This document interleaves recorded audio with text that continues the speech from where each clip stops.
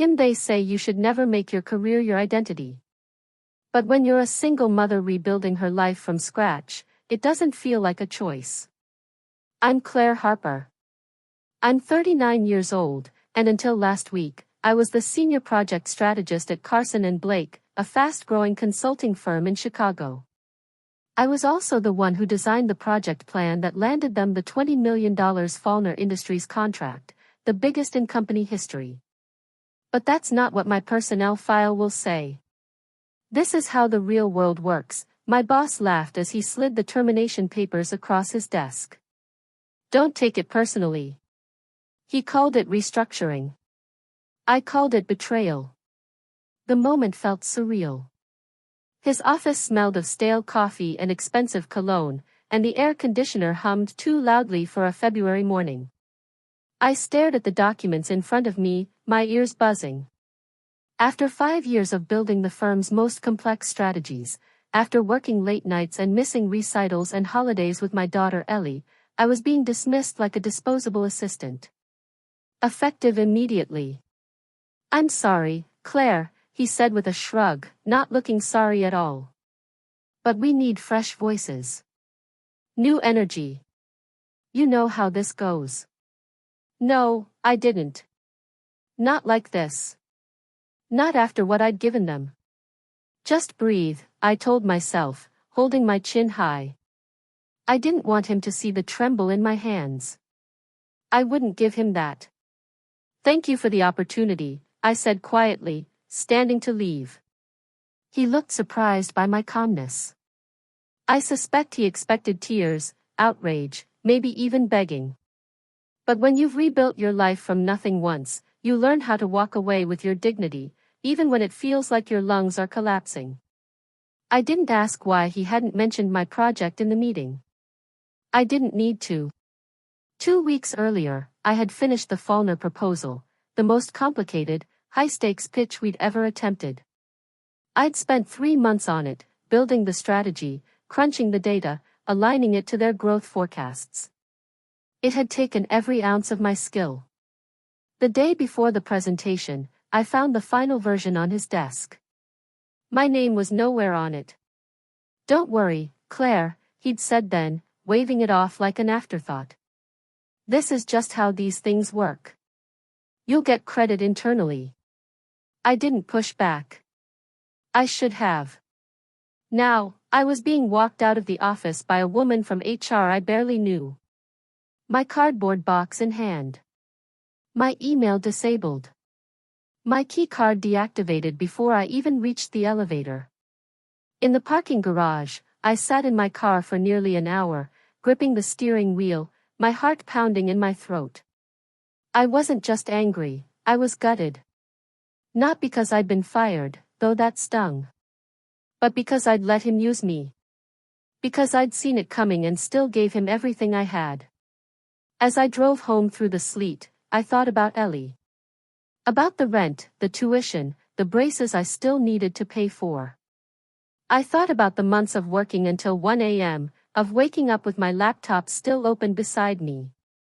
Of the nights Ellie had eaten dinner alone while I finished, just one more thing. I thought about the time he told me, "You don't have a killer instinct, Claire. That's what's holding you back." He was wrong. That night, as the city froze outside my window, I opened my personal laptop and logged into my cloud archive. I'd saved every version of the Fallner proposal, every edit, every note, including the original concept sketch with my name and timestamp. I hadn't meant to be strategic. I just believe in backing up my work. What I didn't know then, what he didn't know, is that the head of Fallner Industries, Sophia Lynn, was a former client of mine. We'd worked together 6 years ago when she was still running her startup. She'd once told me, "If you ever need a real opportunity, call me." The people who build things deserve more than the people who sell them. I never called. But maybe it was time. As I stared at my inbox, her name sat at the top of my contacts like a forgotten promise. I clicked compose. Subject: the real author of your proposal. Sophia, I hope this finds you well. You may not remember me, but we worked together during your early funding round. I'm writing because I recently left Carson and Blake, and there's something you need to know about the Faulkner proposal. My fingers hovered over send.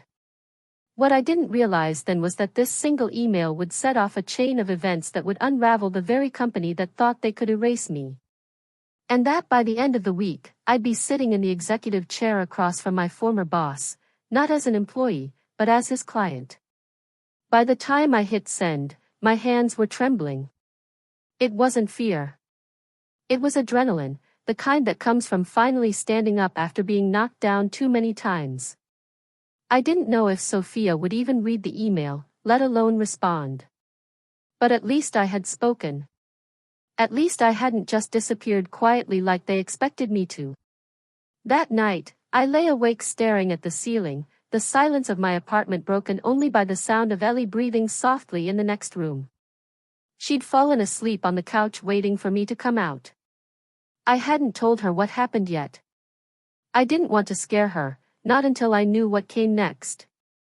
At 7:02 the next morning, my phone buzzed. Sophia Lynn, Claire, of course I remember you. I still use the growth model you built for our Series B funding round. Thank you for reaching out. Let's talk. I have some questions, and an opportunity one think you'll want to hear about. I sat up so fast I nearly spilled my coffee. Sophia Lynn wasn't just the CEO of Faulkner Industries now. She was a rising star in the tech world, known for being sharp, ethical, and unafraid to shake things up. If she wanted to talk, this wasn't just a courtesy reply. I called her that afternoon. Her assistant put me through immediately. Claire, Sophia said, her voice calm but clipped. I've reviewed the documents you sent. There was a pause, long enough for me to brace for impact. I'm livid. I thought you should know, I said, trying to keep my voice steady. The proposal wasn't authored by the person who presented it to you. That was my work. Of course it was, she said. I knew the moment I saw the wording. It had your fingerprints all over it. She asked questions, sharp, detailed ones about the research, the data modeling, even the way I'd structured the risk mitigation plan. I answered them easily. Not because I'd rehearsed, but because it was mine. Every single piece of it. Claire, she said finally. I'm terminating the contract with Carson and Blake. Effective immediately. My heart skipped. You're sure? Absolutely. I don't do business with liars, she said, then added, and I don't reward theft. But I don't believe in letting great work go to waste either. We still need the strategy implemented. I was already planning to launch a new venture. I want you to come in as a partner and CEO. It's yours if you want it. I blinked, unable to form words. You always had a mind for building, Claire. You just never had the space to lead. I can give you that. But I need an answer quickly. I want to hit the ground running. I was quiet for a long moment. I need to think about it, I said finally, though my heart already knew. I understand, she said. But don't take too long. You deserve more than a footnote in someone else's story. We ended the call and I sat in silence, the phone still in my hand. Me? CEO? I thought about everything that had led here, the late nights, the overlooked contributions, the patronizing feedback. I thought about the phrase that had haunted me since yesterday, this is how the real world works. He was right, in a way. The real world did work like that, until someone decided it wouldn't anymore. That night, I told Ellie everything. She was sitting cross-legged on my bed, wrapped in her favorite oversized hoodie. They fired you? She asked, her eyes wide. But you work harder than anyone. I know, I said, brushing a strand of hair behind her ear. But it's okay. Something better might be coming. She looked at me seriously, like only a 13-year-old who's had to grow up too fast can. Are you scared? Yes, I said honestly. But I'm also ready. The next morning, I called Sophia. I'm in. Good, she said. Your new title is CEO of Lynn Harper Consulting. I've already put the paperwork in motion. 2 hours later, the news broke. Fallner Industries cancels contract with Carson and Blake, citing leadership concerns. Inside sources said the company was caught off guard. I smiled as I imagined the look on my former boss's face when he saw the headline. But that was only the beginning. The next day, his assistant tried to set up a call with Fallner to salvage the partnership. Sophia forwarded the email to me with a short note. He wants to talk to the CEO. Your move. And so, the next morning, when the call was finally patched through and his voice came on the line, panicked, desperate, I took a breath, straightened my posture, and said the words I'd been waiting for. This is Clare Harper. You're speaking with the new CEO. The silence on the other end was electric. For a moment, all I could hear was shallow breathing. Clare, he finally said. I wasn't expecting you. I figured, I replied, keeping my voice even. You were trying to reach the CEO of Lynn Harper Consulting. That's me now. He gave a weak chuckle, the kind someone uses when they're scrambling to regain control of a situation they've already lost. Look, Clare, this is clearly some kind of misunderstanding.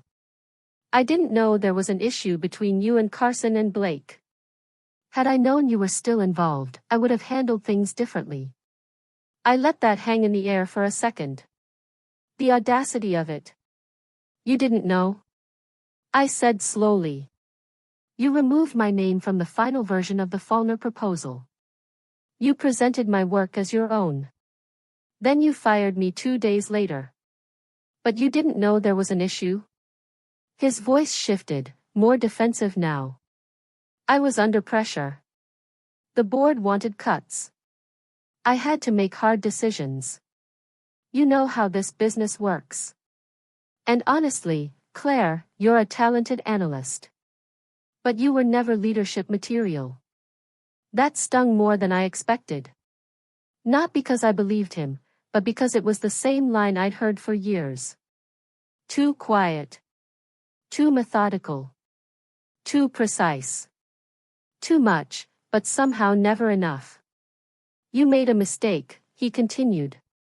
And I don't just mean walking away. You're burning bridges you might need later. Think about your future. Think about your daughter. That was the moment I felt the shift. He just tried to weaponize my child against me. You don't get to bring my daughter into this, I said, my tone colder now. And I'm not burning bridges. I'm building my own. There was a long pause, followed by a deep sigh. You know, he said, you used to be different. You used to be grateful. That word, grateful, as if everything I'd earned was a favor. I was never grateful for the way I was treated, I said. I was committed. Loyal. But that loyalty ended when you decided I was dispensable. I'm not the one who should be worried about the future. You are. I ended the call. That same day, Sophia and I met in her downtown office. It was sleek, modern, and filled with light. But it wasn't the design that struck me, it was the energy. Everyone moved with purpose. It felt alive. You handled that perfectly, she said after I told her about the call. But brace yourself, people like that don't go quietly. She was right. By Thursday, the story started circulating, first on LinkedIn, then in internal channels I still had contacts in. He was spinning a new narrative, that I'd left the firm voluntarily after underperforming. That I'd been bitter, unstable, difficult to manage. It was so familiar. So predictable. I spent the rest of the afternoon going through my records, emails, project logs, performance reviews. For 5 years, I'd documented everything. Not because I expected to need it, but but because I was the kind of person who always kept the receipts. That night, I received a message from Julia, a former colleague. "Claire, I don't know if you've seen what's being said, but I want you to know, I've got your back. We all know the truth. And if you ever need a witness, I'm in." She wasn't the only one. Over the next 2 days, I got more than a dozen calls and messages from former coworkers, all sharing similar experiences. Credit taken. Promotions denied. Voices ignored. Many of them had been too afraid to speak up. Some were still there, quietly surviving. "You were the first to walk away," Julia said. "But now that you have, some of us are ready to follow." By the end of the week, I had more than support. I had documentation. Screenshots, messages, internal memos, pieces of a puzzle that painted a picture of years of manipulation, mismanagement, and unethical behavior. The best part? I didn't need to use any of it. Because the board of Carson and Blake was already getting nervous. On Monday morning, a notice appeared on their investor page. The Faulkner contract had been officially terminated. Revenue projections were revised downward. Stock value dropped 6% by midday. And then I got the email I hadn't expected. "Claire, this is confidential, but the board is investigating leadership conduct. Several partners have raised concerns about the handling of key accounts, including Faulkner. There's talk of a leadership transition. You didn't just walk away, you exposed something we'd all been ignoring." Anonymous. I read it 3 times before closing my laptop. My hands were steady now. He said I'd made a mistake. But it was starting to look like the only mistake I'd made was staying as long as I did. By the following week, the whispers had turned into headlines. Top consulting firm loses flagship client amidst leadership controversy. Carson and Blake in crisis mode after executive shakeup. I watched from my home office as the updates poured in. My laptop open. My phone lighting up every few minutes with new messages. Each one felt like a quiet vindication. Not because I wanted revenge, but because the truth was finally forcing its way to the surface. The same truth they tried to bury me with. At Harper, things were moving fast. Sophia and I were building a team, smart, sharp people, some of whom had left Carson and Blake not long after I did, others who came from Sophia's network, all shared the same motivation, to build something honest, ethical, and excellent. For the first time in years, I wasn't just executing someone else's strategy, I was creating the blueprint. Still, I couldn't shake the feeling that something else was coming. My former boss, let's call him Matt for clarity, wasn't someone who accepted defeat. Not quietly. Not ever. That Friday, my lawyer Dana called me. "You're not going to like this," she said flatly. "Go ahead," I replied, bracing myself. "Carson and Blake filed a cease and desist order against you, claiming you used proprietary information from your time there to launch your own business and poach their client." I laughed, not because it was funny, but because it was predictable. "You mean the client whose contract I wrote, whose strategy one designed, and who was already a professional contact of mine before I even joined Carson and Blake?" Dana snorted. "Exactly. It's a scare tactic. They're hoping you'll panic and settle quietly, or better yet, fold." "Let them try," I said. "We documented everything we did. But I want to be proactive. We're filing a countersuit, defamation, wrongful termination, and professional misrepresentation. We'll also be submitting supporting statements from your former colleagues. Some are already signed." I leaned back in my chair, staring at the city skyline beyond my window. It felt surreal. A month ago, I was just trying to hold on to a job. Now I was defending my name in legal filings and winning back control of my narrative. But what surprised me most wasn't how fast things escalated. It was how many people showed up for me. People like Nathan, one of the senior analysts I'd mentored. He reached out late that night. "Claire, I've stayed quiet too long. I knew what Matt was doing, we all did. You were the reason our strategies worked. He just took the glory. I've attached a timeline of project credits showing where your name was removed or replaced in internal documents. Use it if you need to." Then came Alicia, a former HR rep who'd left 6 months before me. "Matt pushed to change your performance evaluations the quarter before you were fired. I have the original files. You were rated exceeds expectations before it was altered to meets expectations. They were laying the groundwork to remove you." I sat with that for a long time. Even knowing what I knew, it still hurt, not because I believed their lies, but because they were so deliberate in crafting them. They hadn't just used me, they'd erased me. But now, piece by piece, I was reclaiming the space they tried to deny me. Dana moved fast. Within days, she filed the response, attaching documented proof of my original work, email threads with Sophia, and statements from 5 former employees, all of them willing to testify under oath. The cease and desist was dropped within 48 hours. No apology. No explanation. Just silence. It was the clearest admission of guilt I could have asked for. The next week, Sophia and I presented our official launch deck to potential investors. Our pitch, a consulting firm rooted in integrity, built by women, focused on sustainable strategy over short-term wins. The room was electric. We secured our first 2 contracts that afternoon. As I stepped into the elevator, I felt a wave of emotions, pride, disbelief, and an undercurrent of grief for the years I'd spent waiting for permission to lead. I had always thought the house would win, that the systems in place were too rigid, too protected. But sometimes the house forgets it's the people doing the work who hold it up. And when those people walk away, the whole structure shakes. That night, I picked Ellie up from school. She ran to the car, smiling in that bright, all-teeth kind of way. "How was your day?"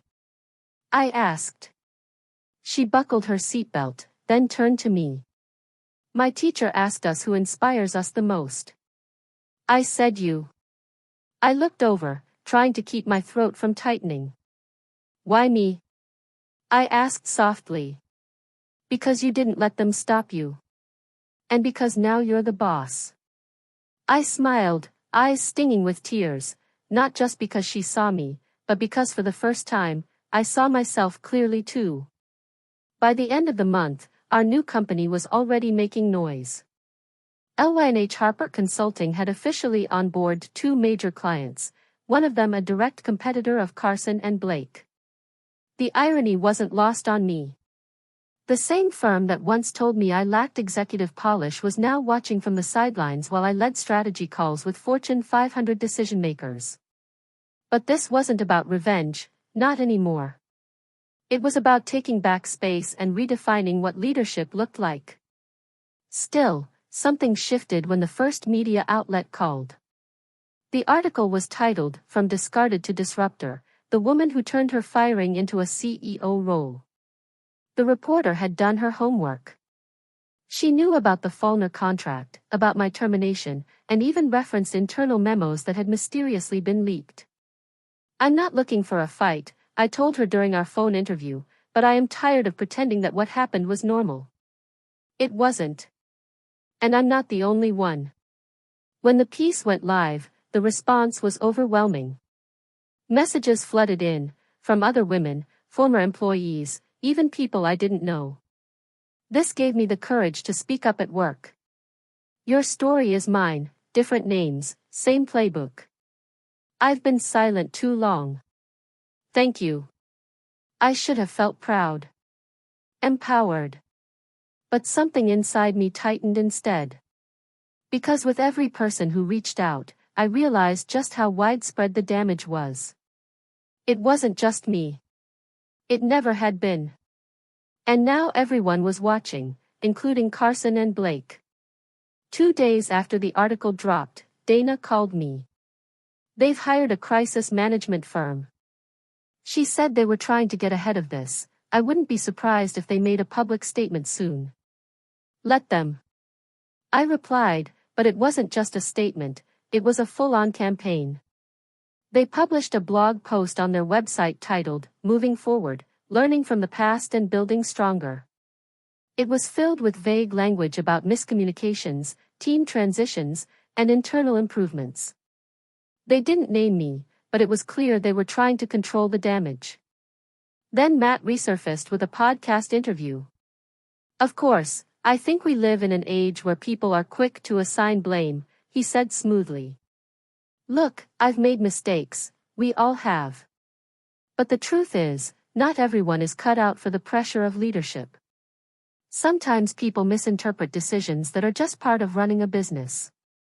It was so perfectly rehearsed, I almost laughed. But what came next surprised even me.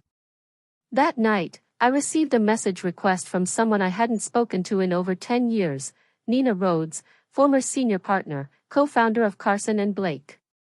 She had retired quietly before I was ever promoted to senior strategist, but her name still carried weight in the industry.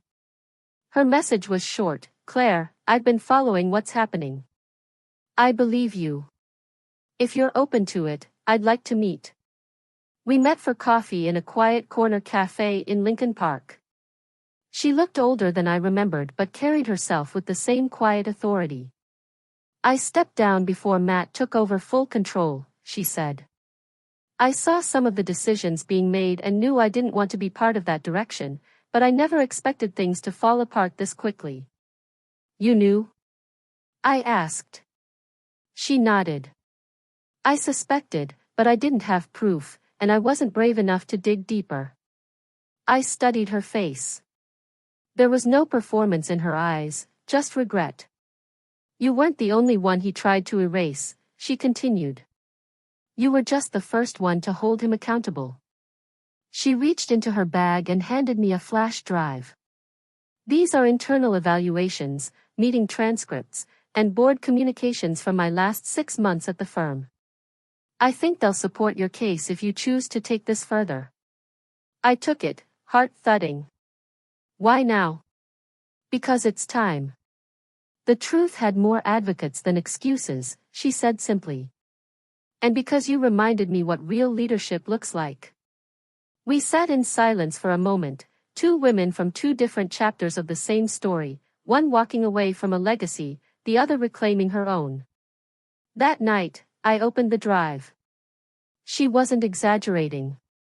There were memos highlighting intentional manipulation of performance reviews, transcripts of strategy meetings where Matt discussed using layoffs as a distraction tool during a PR crisis, even a draft presentation to the board titled Restructure Plan, quietly replace high-risk staff before IPO consideration.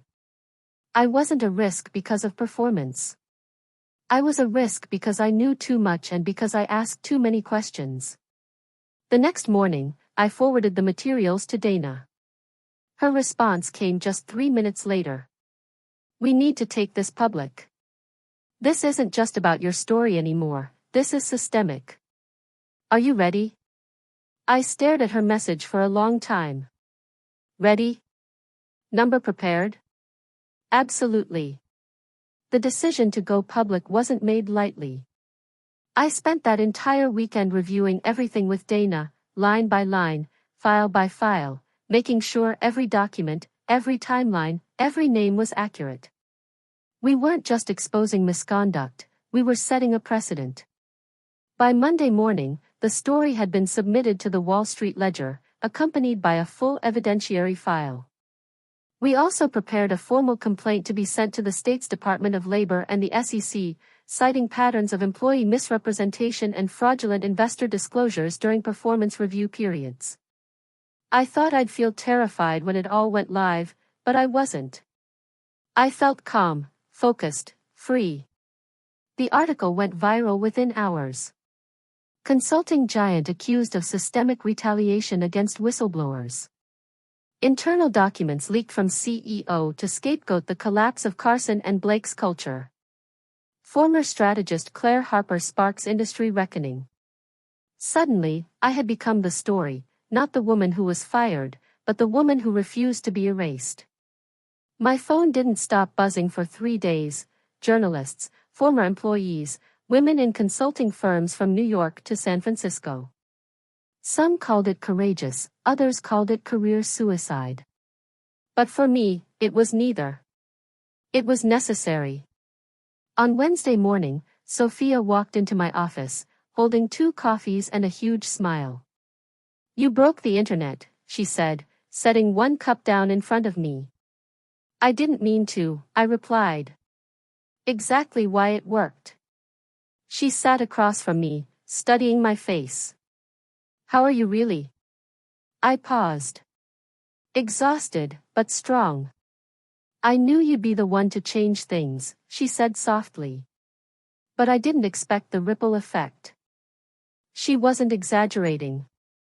Within a week, 2 high-profile executives resigned from Carson and Blake. Anonymous sources confirmed the board had been aware of internal misconduct for years and had actively downplayed concerns. A former HR director came forward on record, confirming systematic efforts to downgrade performance reviews and silence employees who raised concerns. The firm's legal counsel issued a statement promising a top-to-bottom restructuring. Matt? He was placed on immediate administrative leave pending an internal investigation. His LinkedIn bio vanished overnight. No posts, no spin, just silence. I didn't gloat, not even for a second. Because this was never about revenge. It was about recognition. Recognition for the hundreds of employees like me, quiet builders, invisible architects, the ones who make things work behind the scenes and are then dismissed without a second thought. It was about rewriting the ending for ourselves, for each other. Ellie and I sat on the porch that Friday evening. The air was warm for spring, and the sky was painted with streaks of orange and purple. "Mom," she said, looking up from her phone. "You're on TV again." I chuckled. "I know. Getting tired of seeing my face?" "No," she said, leaning against my shoulder. "I think it's cool. You didn't let them treat you like you didn't matter." I kissed the top of her head, feeling the weight of what that meant, not just for me, but for what she now believed was possible in her own life. Later that night, I sat at my desk, looking over an invitation from a university in Boston. They wanted me to speak at their annual Women in Leadership Summit. The title they'd assigned? How to Be the Architect of Your Own Power. I accepted, not because I wanted the spotlight, but because someone needed to say it out loud. The way things have always been isn't the way they have to stay. The following month, Carson and Blake formally settled the case. A confidential financial resolution, a public apology, and the resignation of 3 additional partners. More than money, the settlement required them to implement new employee protections, an independent ethics board, and quarterly transparency reports. It wouldn't fix everything, but it was a start. As part of the agreement, I declined a non-disclosure clause. If they thought they could buy my silence, they hadn't been paying attention. I stayed on as CEO of Harper, guiding the firm into its 2nd year with a new client portfolio, a reputation for integrity, and a waiting list of applicants wanting to join. But more importantly, I stayed visible. Because stories like mine only matter when they're told, when they remind others that their experiences aren't isolated, that silence isn't the price we pay for survival. That we get to decide when our story ends. And for me, this wasn't the end at all. It was the beginning.